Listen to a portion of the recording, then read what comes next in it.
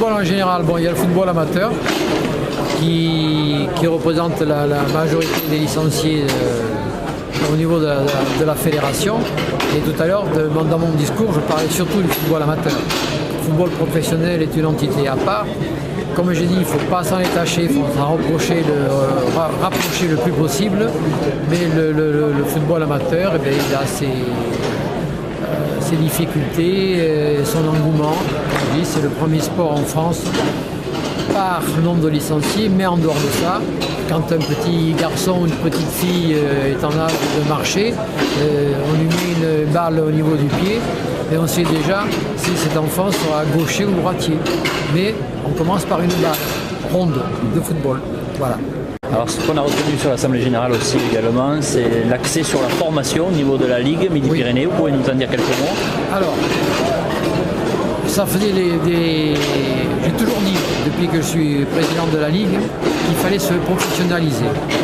Il fallait mieux organiser les clubs, mieux organiser l'entourage du football et savoir mieux accueillir les jeunes.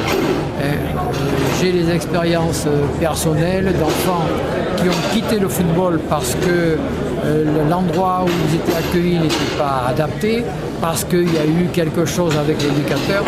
Je ne reproche rien du tout, mais quand on sait utiliser un outil, on peut mieux s'en servir et justement avoir des satisfactions. Ça fait des années que je milite pour que, puisque nous devons nous professionnaliser, c'est la loi de notre société, puisque nous devons nous professionnaliser pour que la Ligue Midi-Pyrénées, sachant ce qui allait se passer, elle devienne un centre de formation qui permettrait de former nos éducateurs, de former nos dirigeants, mais aussi de former les éducateurs et les dirigeants des autres ligues. On m'a imposé des contraintes auxquelles nous avons satisfait, avec notamment rénovation des locaux de Castelmourou, où habite le Pôle Espoir également. Et nous avons eu donc l'autorisation cette année d'être appelé centre interrégional de formation.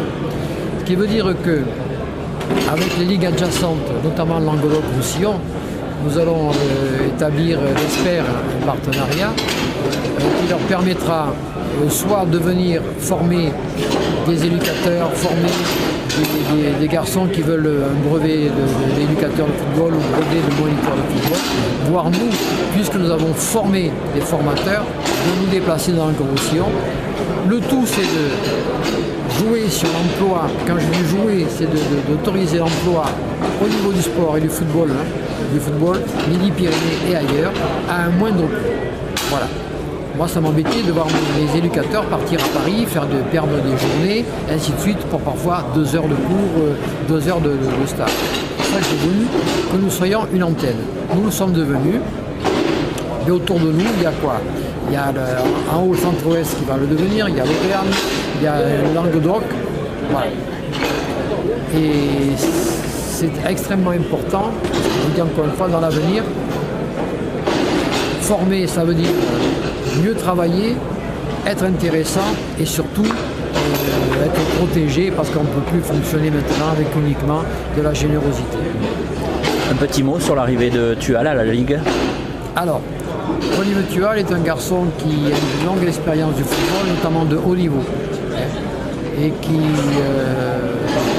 quand il a fallu que l'on choisisse un nouveau conseiller technique régional en arbitrage, on avait plusieurs solutions, soit prendre quelqu'un en interne, soit prendre quelqu'un qui avait les capacités de conseiller technique régional dans une autre ligue.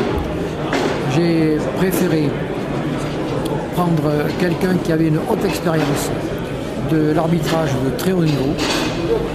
Et je pense que c'est une excellente locomotive et qu'il aura des idées, notamment pour l'arbitrage à notre niveau qui est modeste, si on peut dire. Et donc de susciter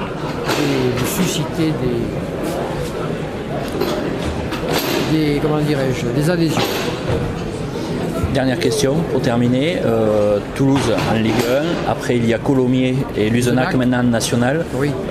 Les clubs représentent Midi-Pyrénées, votre sentiment aussi sur ces clubs? Toulouse, pour moi, c'est le club phare. Tout le monde le regarde. Voilà. Jusqu'à présent, il n'a pas déçu. C'est le club phare. C'est un club phare avec, je n'ai pas envie de le dire, deux données. Bon, ils sont au milieu du championnat, c'est pas grave. Mais il y a une gestion du club qui est extrêmement bien faite. On passe notre temps à nous dire oui, le football, l'argent, ceci, cela. Hein, ce que l'on voit dans les gros clubs qui ont des gros budgets grâce à des sponsors qui viennent de l'extérieur, très bien, je ne dis pas le contraire.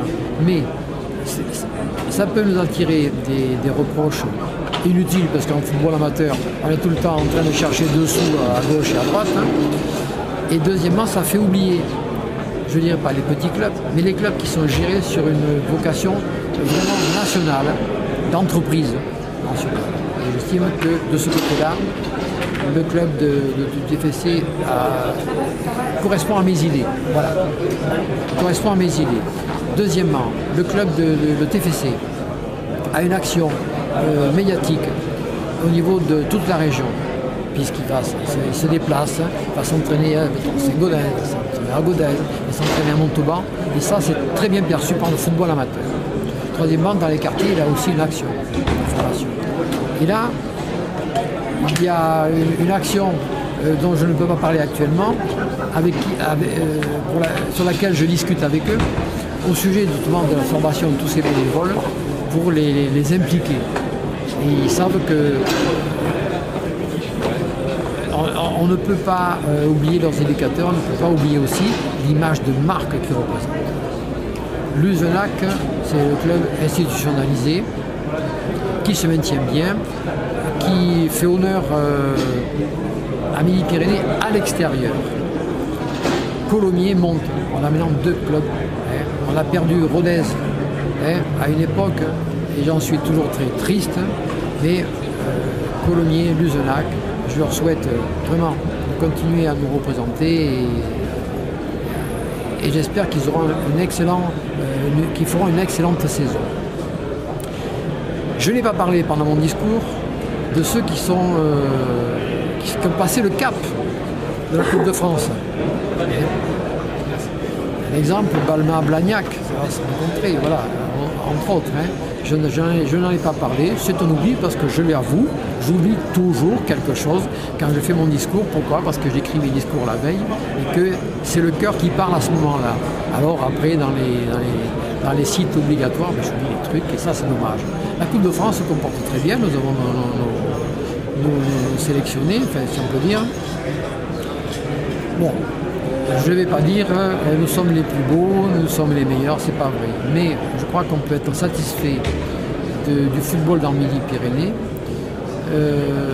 En témoigne le niveau de notre division d'honneur, puisque encore une fois, notre sélection UEFA va jouer, je crois que c'est contre le centre, la demi-finale de la Coupe des Régions.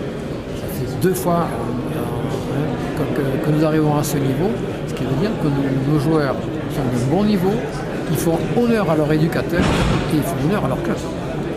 Voilà, les idées. Et puis la montée des féminines. Il y a 4 ans, 5 ans, on a dit il faut féminiser. Très bien. On avait l'impression qu'il fallait, mais c'était quelque chose qui se faisait doucement. Moi je me souviens, il y a plus de 10 ans, 15 ans, 15 ans, le futsal, ça n'intéressait pas grand monde, mais c'était une pratique qui ouvrait une possibilité de faire jouer un football spécialisé aux gens, à certaines personnes qui le désiraient déjà. Actuellement, c'est incontournable. Donc, on avait commencé à l'époque par une équipe nationale de futsal, c'était le grand délire. Et nous, dans Midi-Pyrénées comme dans les autres ligues, on estimait qu'il n'y avait que le football 11 qui existait. Erreur monstrueuse. Football féminin. Oh, c'est pas possible, vous comprenez, les filles, vous croyez qu'on a d'énormes difficultés pour faire des... C'était entièrement faux. Nous avons un vivier de petites filles, de jeunes filles, d'adultes qui avaient envie de jouer au football. Eh bien, ça s'est fait, je ne dirais pas contre nous, mais booster un tout petit peu et c'est parti comme un torrent. Voilà le football de Midi-Pyrénées. Là, l'idée, c'est de ne pas laisser tomber le football entreprise, de ne pas laisser tomber le football loisir, de leur faire comprendre qu'on peut leur offrir quelque chose d'intéressant et qu'il reste à jouer. Vous voyez, M. Lucas, le secrétaire général, a dit ayez le respect des installations et ainsi de suite. Si il faut le respect des installations, c'est vrai, il a tout à fait raison, parce que pour les municipalités, c'est quand même un investissement qui n'est pas négligeable. Hein. Quand en plus on leur dit faites des terrains synthétiques, faites des terrains synthétiques. Mais à ce moment-là, c'est que les gens qui l'utilisent, au moins l'utilisent dans le giron de la Ligue Midi-Pyrénées.